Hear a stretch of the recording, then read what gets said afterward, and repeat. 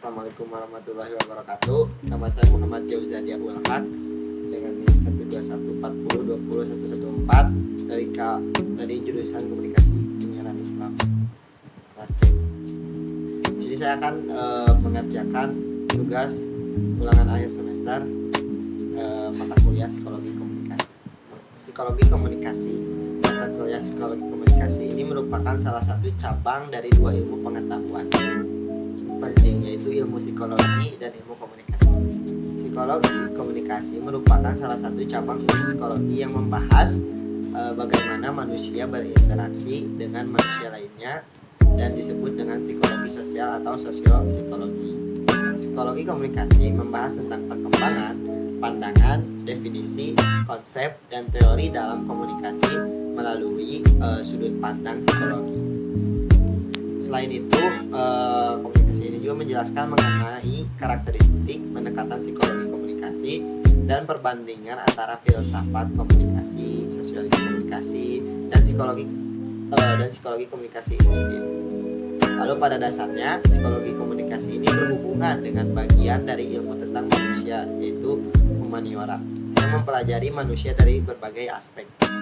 Psikologi komunikasi merupakan terapan cabang ilmu yang bermanfaat dalam kehidupan sehari-hari, di mana dapat mempelajari bagaimana manusia berpikir dan bagaimana pikiran kita bekerja, dan bagaimana membujuk orang, lalu apa yang membuat kita seperti saat ini, dan sebagainya.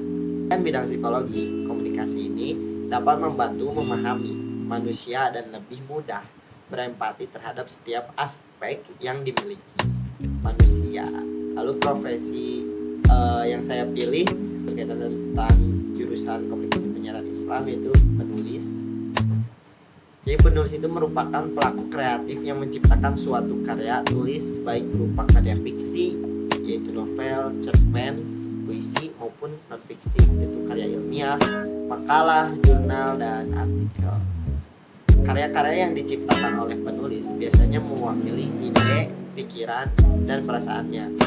Bidang pekerjaan penulis tidak hanya sebatas buku dan teks.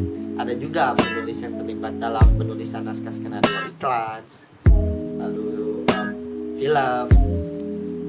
Nah, penulis yang bekerja di industri perikanan dan filman ini biasanya tergabung di divisi kreatif dan scriptwriter.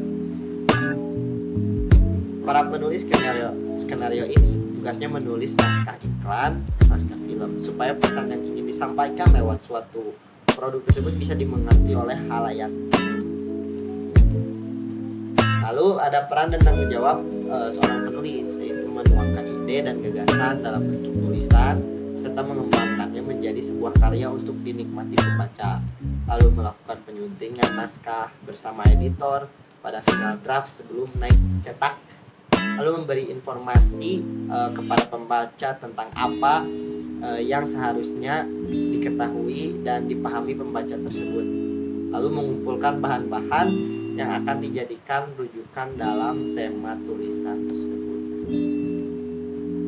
Ada pengetahuan dan keahliannya juga ya, jadi kemampuan berpikir kreatif, kemampuan berpikir rasional, kemampuan riset, lalu kemampuan komunikasi, keahlian menulis, penguasaan bahasa asing, seperti itu.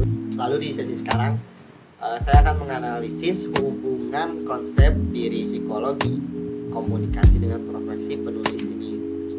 Kenapa saya memilih profesi ini? Karena penulis itu sangat berkaitan tentang berpikir kreatif, sehingga ini sangat berkaitan dengan konsep yang ada di mata kuliah psikologi komunikasi. Konsepnya adalah konsep diri. Jadi konsep diri ini adalah pandangan dan perasaan tentang diri kita sendiri.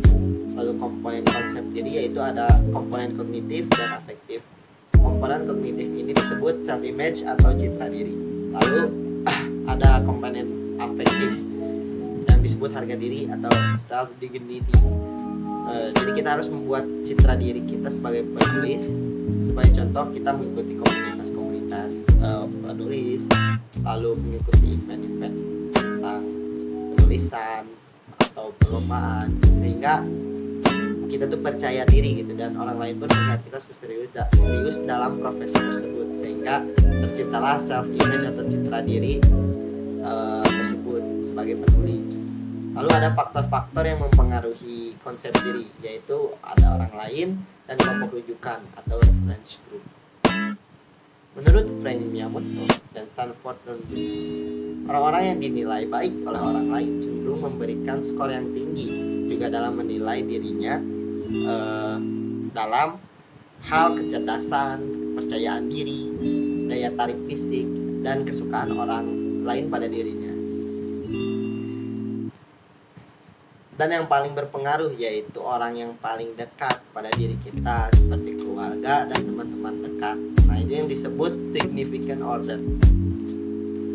Lalu buat kalian yang ingin menjadi penulis, kalian itu harus menerapkan ciri-ciri konsep diri positif, yaitu diantaranya percaya diri, self confidence, positive thinking, dinamis, bersemangat, bersifat terbuka, dan tentunya harus berpikir kreatif dalam menulis. Dan kita harus bisa memecahkan masalah atau problem solving ketika kita dihadapi dengan masalah-masalah, apalagi yang berkaitan dengan penulisan. Seperti itu. Jadi sekian dari saya. Mohon maaf jika ada salah kata, kekurangan. Terima kasih. Assalamualaikum warahmatullahi wabarakatuh.